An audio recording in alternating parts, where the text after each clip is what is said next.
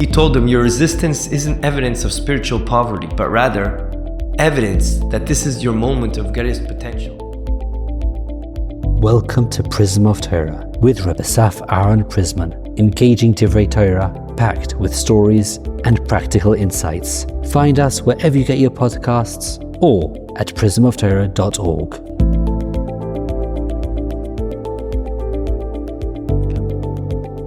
Shalom uvracha. In this week's parsha, Parshas Re'eh, the parsha starts off with HaKadosh Baruch Hu saying, Re'eh anochi noisen lifnechem hayom, bracha u'klala. HaKadosh Baruch Hu is presenting us today with an option of a blessing and the option of a curse. But when you read it on, it sounds like it's being expressed in a not symmetrical way, which screams out, what is behind this asymmetry? Because when it talks about the bracha, it says, Es habracha asher tishmu el mitzvot Hashem Elokechem, which literally means the blessing that you listen to Hashem commandments.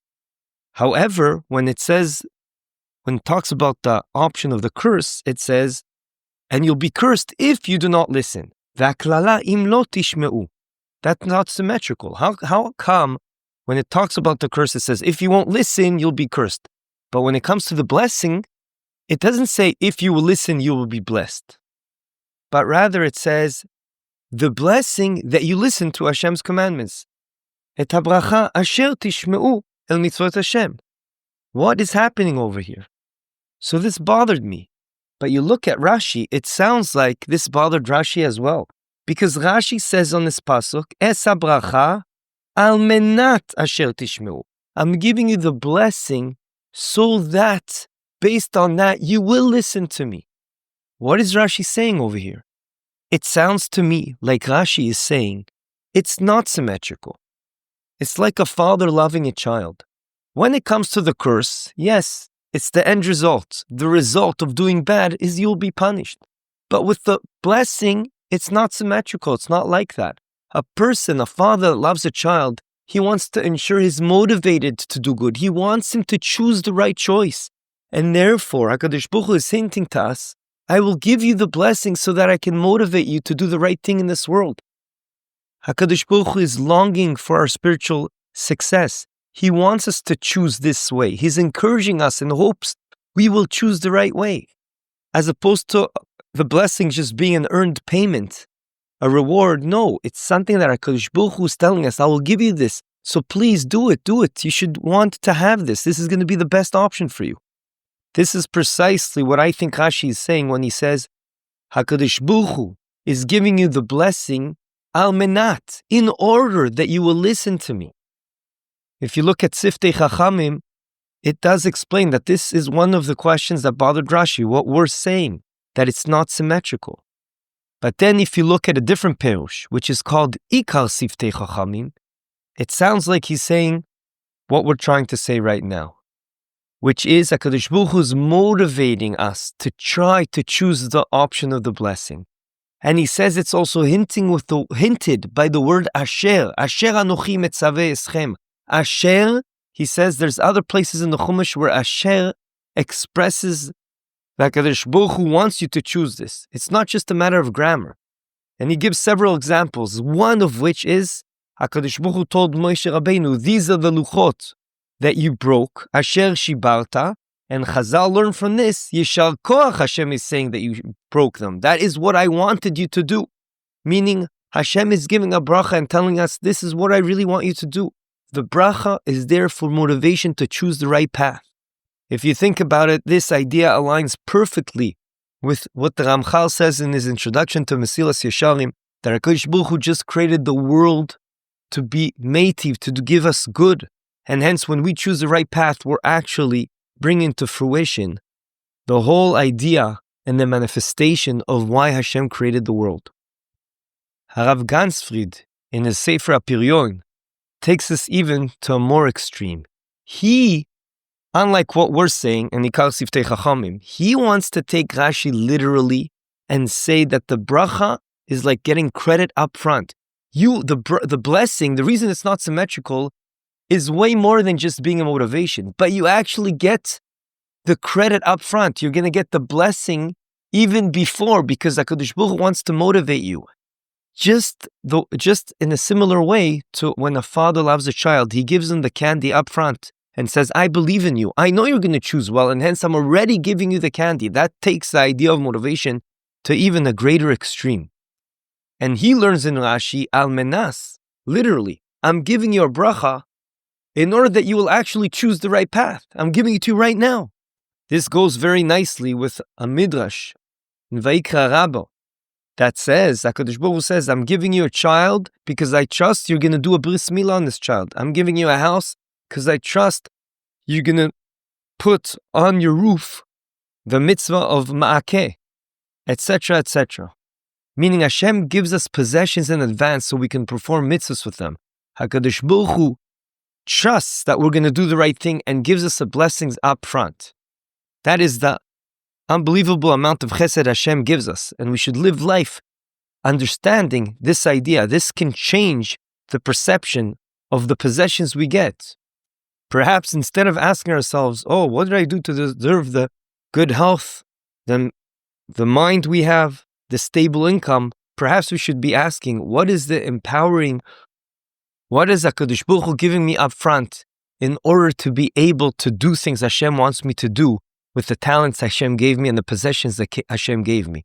Perhaps it's not necessarily rewards. Rewards is going to be in the Olam Haba, but they're advanced, upfront investments, like the house HaKadosh Baruch Hu gives us so we could do the mitzvah of mezuzah. I would like to end off with a story that Rav Boyer told this to me, and I think it's hitting the spot on about the concept that we're bringing today. Rav Boyer used to be a Rav in a yeshiva. The people didn't fit the mainstream yeshiva, and therefore they were a bit weaker, shall you say, in their Yiddishkeit, and this yeshiva tried to strengthen them. And he was explaining to me how he had the following experience. One of the Bachurim came up to him and he said to him, Rav, please, I don't have the koichos, I don't have the energy to put on tefillin today. Please, can you give me approval that it's okay I don't wear tefillin today? Rav Boyer didn't really know where to put himself. On the one hand, how could he give permission not to put on tefillin? It's such an important mitzvah. It's one of the signs that we're part of the Jewish nation, that we're part of HaKadosh Baruch Hu. On the other hand, Rav Boyer said to himself, what's it going to help if I say, yeah, you have to put them on? He's not going to be motivated to do it. He's not going to do it properly. If anything, it's going to backfire. And at the end, he won't want to wear it because he's going to wear it because he felt like he was forced to. But then suddenly, Rav Boyer was telling me how he had this huge siyata dishmaya, a spark of what to do that HaKadosh Baruch Hu gave him. And he said, you know what? Okay, you don't have to put on tefillin. But he said, I have a proposal for you. He reached to his wallet and grabbed 180 shekels. And he says, if you're willing to put the tefillin on and daven properly, and add a personal request from me in your tefillah, I'm willing to give you this 180 shekels up front right now. So this Bachur said, what? Why would you give me this money for my tefillah? What's my tefillah worth? And he said to him, because I believe your tefillah can pierce the heavens and reach the Kisei HaKavod. That the Bachur said, what? My tefillah can't even pass the roof. He said, no, let me explain to you something. There's something called Azman Mesugal, E'et Ratzon, that our tefillahs have extra powers. There are times that we all know what those are, such as Purim, Hoshana Rabbah, etc. But there's also times that are not dependent on the time of the year or the week, but rather on the person. When are those times? We don't know. But you know who does know? The evil inclination. And the Yetzer Hara will do its utmost to stop us from doing the right thing exactly during these times. And hence, if you suddenly feel an urge to do something that in your heart, deep in your heart, you know it's not the right thing, that is probably the most important time that you do the right thing, because you're going to get extra credit for that, because the Yetzer Hara is trying to stop you to use the special opportunity you have, this time of segula, et ratzon, to do whatever it is, to daven, to put your tefillin on, to give tzedakah, to be nice to someone. We might think that the Yetzer Hara fights hardest when we're spiritually weak, but that's wrong, Rav Boyer says. It fights the hardest during our personal et ratzon, those hidden moments when our souls are most powerful. In short, he told them, your resistance isn't evidence of spiritual poverty, but rather evidence that this is your moment of greatest potential. And hence, I want you to help me. Please take this 180 shekels and daven for me as well. David accepted, this Bachar named David, he accepted the money, and he went to daven, he put on tefillin. An hour later he returned and he was glowing. He said, Rabbi, that was the most powerful davening of my life. Rav Boyer went on to tell me that it was a turning point in his life. You see that Rav Boyer used this idea of giving, showing how much he yearns for the person to make the right choice, showing how he trusts in him and gives him the credit before he even deserved it, to act as a motivation to do the right thing. Yeh Ratzon that we'll realize that is what life is all about, and HaKadosh Baruch Hu is giving us an endless supply of credits. Yeh Ratzon that we'll be smart enough and strong enough to seize the moment and use all the possessions that HaKadosh Baruch Hu is giving us, both physical and spiritual, to elevate the physical and to get closer to HaKadosh Baruch Hu, and b'mehera b'yameinu will be zoiche to Vias HaMashiach. Good Shabbos. This concludes another episode of the Prism of Torah. Thank you for tuning in today. We hope you enjoyed it and learned something valuable. If you did, please subscribe to the podcast and give a 5-star rating. You can also find this podcast wherever you get your podcasts, or our own website, prismoftorah.com, where we have a full archive of all our past episodes. We would like to thank Yona Vefa for the recording equipment and Eli Podcast Productions for handling all our post-podcast productions. Join us next week for another enlightening conversation on the Prism of Torah.